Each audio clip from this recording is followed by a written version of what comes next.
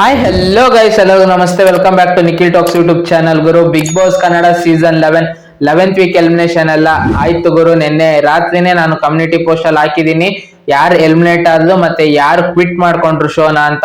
ಈಗಾಗಲೇ ನಿಮಗೆ ತಮ್ನೆಲ್ಲೇ ನೋಡಿದಾಗಲೇ ಗೊತ್ತಾಗಿರುತ್ತೆ ಯಾರು ಎಲಿಮಿನೇಟ್ ಆದ್ಲು ಮತ್ತೆ ಯಾರು ಕ್ವಿಟ್ ಮಾಡ್ಕೊಂಡ್ರು ಶೋನ ಅಂತ. ಅದಕ್ಕೆ ರೀಸನ್ ಏನು, ಶಿಶಿರ್ ಅವರು ಇಷ್ಟು ಬೇಗ ಎಲಿಮಿನೇಟ್ ಆಗೋದಕ್ಕೆ ಏನ್ ಕಾರಣ ಅಂತ ಈ ವಿಡಿಯೋದಲ್ಲಿ ತಿಳಿಸ್ತಾ ಹೋಗ್ತೀನಿ. ಮತ್ತೆ ಅವ್ರದ್ದು ವೋಟಿಂಗ್ ಪರ್ಸೆಂಟೇಜ್ ಕೂಡ ಚೆನ್ನಾಗಿ ಬರ್ತಿತ್ತು, ಏನಕ್ಕೋಸ್ಕರ ಡಿಕ್ರೀಸ್ ಆಯ್ತು ಅಂತ ಈ ವಿಡಿಯೋದಲ್ಲಿ ತಿಳಿಸ್ತಾ ಹೋಗ್ತೀನಿ. ಯಾರ್ಯಾರು ಇನ್ನು ನಮ್ಮ ನಿಖಿಲ್ ಟಾಕ್ಸ್ ಯೂಟ್ಯೂಬ್ ಚಾನಲ್ ನ ಸಬ್ಸ್ಕ್ರೈಬ್ ಮಾಡ್ಕೊಂಡಿಲ್ವೋ ಸಬ್ಸ್ಕ್ರೈಬ್ ಮಾಡ್ಕೊಂಡು ಸಪೋರ್ಟ್ ಮಾಡಿ ಅಂತ ಕೇಳ್ತೀನಿ. ಯಾರ್ಯಾರು ಆಲ್ರೆಡಿ ಸಬ್ಸ್ಕ್ರೈಬ್ ಮಾಡ್ಕೊಂಡಿದ್ರು ಅವರಿಗೆಲ್ಲ ಧನ್ಯವಾದ ತಿಳಿಸ್ತಾ ಗುರು, ಇವಾಗ ಶಿಶಿರ್ ಅವ್ರದ್ದು ಫಸ್ಟ್ 3 ವೀಕ್ಸ್ ಪರ್ಫಾರ್ಮೆನ್ಸ್ ಅಂತೂ ಸಖತ್ತಾಗಿತ್ತು. 3rd ವೀಕ್ ಕ್ಯಾಪ್ಟನ್ ಆಗಿದ್ದವ್ರೆ ಶಿಶಿರ್ ಅವರು. ನಿಮಗೆಲ್ಲ ಗೊತ್ತಿರುತ್ತೆ, ಲಾಯರ್ ಜಗದೀಶ್ ಅವರು ಕಿತ್ತಾಡ್ಕೊಂಡು ಹೊರಗ್ ಬರ್ತಾರಲ್ಲ, ಆ ಟೈಮ್ ಅಲ್ಲಿ ಲಾಯರ್ ಜಗದೀಶ್, ರಂಜಿತ್ ಅವರು ಹೊರಗ್ ಬರೋ ಟೈಮ್ ಅಲ್ಲಿ ಕ್ಯಾಪ್ಟನ್ ಆಗಿದ್ದು ಮನೆಗೆ ಶಿಶಿರ್ ಅವರು 3rd ವೀಕ್ ಕ್ಯಾಪ್ಟನ್ ಆಗಿರ್ತಾರೆ. ಅಲ್ಲಿವರೆಗೂ ಅವ್ರ ಪರ್ಫಾರ್ಮೆನ್ಸ್ ಸಖತ್ತಾಗಿತ್ತು.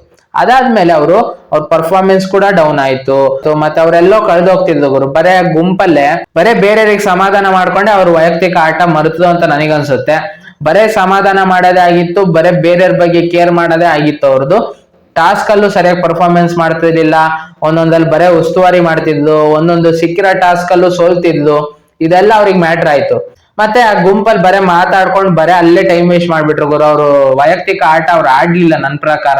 ಮತ್ತೆ ಅವ್ರ ಗುಂಪಲ್ಲಿ ಎಲ್ಲೋ ಕಳೆದೋಗ್ಬಿಟ್ರು, ಬರೇ ಮಾತುಕತೆ ನಡೀತಿತ್ತು ಹೊರತು ಆಟ ಎಲ್ಲೂ ಆಡ್ತಿರ್ಲಿಲ್ಲ. ಸುದೀಪ್ ಸರ್ ತುಂಬಾ ಎಂಟ್ ಕೊಡ್ತಿದ್ಲು, ನೀವು ತುಂಬಾ ಡೇಂಜರ್ ಝೋನ್ ಅಲ್ಲಿ ಬರ್ತಿದ್ದೀರಾ, ಆಡಿ ಚೆನ್ನಾಗ್ ಆಡಿ ಅಂತೆಲ್ಲ ಹೇಳ್ತಿದ್ಲು. ನೀವ್ ಇವಾಗ ಈ ವಾರ ಕೆಂಪೇಗೌಡ ತರ ಮೀಸೆ ಬಿಟ್ಟಿದ್ದೀರಾ, ಆದ್ರೆ ನಿಮ್ದು ಪರ್ಫಾರ್ಮೆನ್ಸ್ ತುಂಬಾ ಲೋ ಆಯ್ತು ಇಲ್ಲಿಂದ ಅಂತೆಲ್ಲ ಎಚ್ಚರಿಕೆ ಕೊಟ್ರು. ಮತ್ತೆ ನಾಮಿನೇಷನ್ ಅಂದ್ರೆ ಸೇವ್ ಆಗೋದ್ರಲ್ಲಿ ಕೊನೆಗ್ ಬಂದು ಸೇವ್ ಆಗ್ತಿದ್ಲು. ಶೋಭಾ ಶೆಟ್ಟಿ ಅವರು ಹೋಗೋ ಟೈಮ್ ಅಲ್ಲಿ ಇವರು ಮತ್ತೆ ಐಶ್ವರ್ಯ ಅವ್ರು ಕುತ್ಕೊಂಡಿರ್ತಾರೆ ಲಾಸ್ಟ್ ಡೇಂಜರ್ ಝೋನ್ ಅಲ್ಲಿ. ಅಲ್ಲೇ ಅವ್ರು ತಿಳ್ಕೊಬೇಕಿತ್ತು, ನಾನು ಇಂಥ ಪರಿಸ್ಥಿತಿಯಲ್ಲಿ ಬಂದು ಕುತ್ಕೊಂಡಿದ್ದೀನಿ ಅಂದ್ರೆ ನನ್ನ ಆಟ ನಾನು ಈಗಿಂದ ಅದು ಶುರು ಮಾಡ್ಬೇಕಂತ. ಇಲ್ಲ, ಅವ್ರು ಅದನ್ನೇ ಕಂಟಿನ್ಯೂ ಮಾಡೋದು, ಗುಂಪಲ್ಲಿ ಸೇರ್ಕೊಳೋದು, ಮಾತುಕತೆ ಮಾಡೋದು, ಬರೀ ಅದೇ ಆಗೋಯ್ತು ಹೊರತು ಟಾಸ್ಕ್ ಯಾವ್ದು ಸರಿಯಾಗಿ ಪರ್ಫಾರ್ಮೆನ್ಸ್ ಮಾಡ್ಲಿಲ್ಲ. ಈ ವೀಕ್ ಒಂಚೂರು ಚೆನ್ನಾಗ್ ಆಡಿದ್ಲು, ಆದ್ರೂ ಕೂಡ ಕ್ಯಾಪ್ಟನ್ಸಿ ಟಾಸ್ಕ್ ಅಲ್ಲಿ ಅವ್ರು ಫೇಲ್ ಆಗಿದ್ದಕ್ಕೆ ಅಲ್ಲಿಂದ ಅವ್ರದ್ದು ವೋಟಿಂಗ್ ಪರ್ಸೆಂಟೇಜ್ ಡಿಕ್ರೀಸ್ ಆಯ್ತು. ಅವರು ಈ ವಾರ ಎಲಿಮಿನೇಟ್ ಆಗಿದ್ದಾರೆ ಗುರು. ಇವತ್ತು ಎಪಿಸೋಡ್ ಅಲ್ಲಿ ನಿಮಗೆ ಗೊತ್ತಾಗುತ್ತೆ ಅವ್ರು ಈ ವಾರ ಎಲಿಮಿನೇಟ್ ಆಗಿದ್ದಾರೆ. ಸುರೇಶ್ ಅವರು ಅವ್ರ ವೈಯಕ್ತಿಕ ರೀಸನ್ ಇಂದ ಅವ್ರು ಎಲಿಮಿನೇಟ್ ಆಗಿದ್ದಾರೆ. ಅಂದ್ರೆ ಅವ್ರದ್ದು ಏನ್ ಈ ಸಲ ಅವ್ರ ನಾಮಿನೇಷನ್ ಆಗಿರ್ಲಿಲ್ಲ, ವೋಟ್ಸ್ ಏನಲ್ಲ, ವೋಟ್ಸ್ ಪ್ರಕಾರ ಅಲ್ಲ, ಅವ್ರ ವೈಯಕ್ತಿಕ ರೀಸನ್ ಇಂದ ಅವರು ಕ್ವಿಟ್ ಮಾಡಿದ್ದಾರೆ ಶೋನ, ಬಿಗ್ ಬಾಸ್ ಶೋನ. ಈ ವಾರ ಡಬಲ್ ಎಲಿಮಿನೇಷನ್ ಆಗಿದೆ. ಅಂದ್ರೆ ಅವರು ಕ್ವಿಟ್ ಮಾಡಿದ್ದು, ಇವರು ಎಲಿಮಿನೇಟ್ ಆಗಿದ್ದು.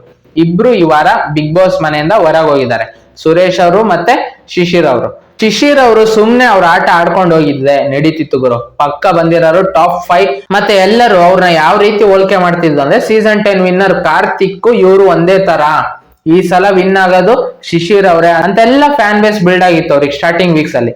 ಅದಾದ್ಮೇಲೆ ಬರ್ತಾ ಬರ್ತಾ ಬರ್ತಾ ಎಲ್ಲಿ ಗುಂಪು ಕಟ್ಕೊಳಕ್ ಶುರು ಆಯ್ತು, ಅಲ್ಲಿಂದ ಒಂದ್ ಸ್ವಲ್ಪ ಅವ್ರ ಫ್ಯಾನ್ ಬೇಸು ಇಳಿತು, ವೋಟಿಂಗ್ ಪರ್ಸೆಂಟೇಜ್ ಡಿಕ್ರೀಸ್ ಆಯ್ತು. ಮತ್ತೆ ಲಾಸ್ಟ್ ಮೂಮೆಂಟ್ ಅಲ್ಲಿ ಅವ್ರದ್ದು ವೋಟಿಂಗ್ ಪರ್ಸೆಂಟೇಜ್ ಡಿಕ್ರೀಸ್ ಆಗಿ ಮನೆಯಿಂದ ಹೊರಗೆ ಹೋಗೋ ಪರಿಸ್ಥಿತಿ ಬಂತು ಅವರಿಗೆ. ಇವಾಗ ಮನೇಲಿರೋರಿಗೆ ಒಂದು ಪಾಠ ಆಗಿದೆ, ಅಂದ್ರೆ ಗುಂಪು ಕಟ್ಕೊಂಡ್ರೆ ಏನು ನಡೆಯಲ್ಲ ಗುರು. ನಿಮ್ ವೈಯಕ್ತಿಕ ಆಟ ಆಡ್ಬೇಕು. ಗುಂಪು ಕಟ್ಕೊಂಡ್ರು ಪರವಾಗಿಲ್ಲ, ನಿಮ್ಮ ವೈಯಕ್ತಿಕ ಆಟನ ನೀವು ಮರಿಬಾರದು. ನಿಮ್ಮ ವೈಯಕ್ತಿಕ ಆಟನ ನೀವು ಮರೆತು ಬಿಟ್ರೆ ಇದೇ ಆಗೋದು ಗುರು, ಎಲ್ಲರಿಗೂ ಇದೇ ಪರಿಸ್ಥಿತಿ ಬರುತ್ತೆ.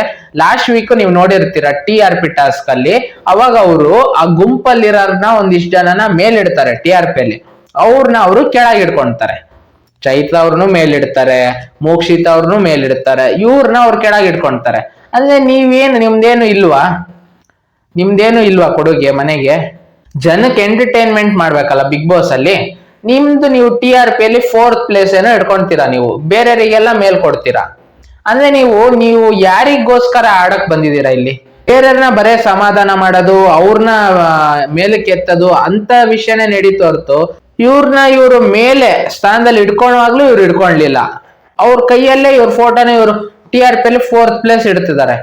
ಏನಾದ್ರು ಒಂದು ರೀಸನ್ ಕೊಟ್ಟು ಮೇಲೆ ಇಟ್ಕೊಬೋದಿತ್ತಲ್ಲ. ಇವರು ಪರ್ಫಾರ್ಮೆನ್ಸ್ ಇತ್ತಲ್ಲ ಬಿಗ್ ಬಾಸ್ ಮನೆಯಲ್ಲಿ, ಅವ್ರ ಪರ್ಫಾರ್ಮೆನ್ಸ್ ಅವರಿಗೆ ಅಷ್ಟೊಂದು ಕಂಡಿಲ್ಲ ಬೇರೆಯವ್ರಕ್ಕಿಂತ.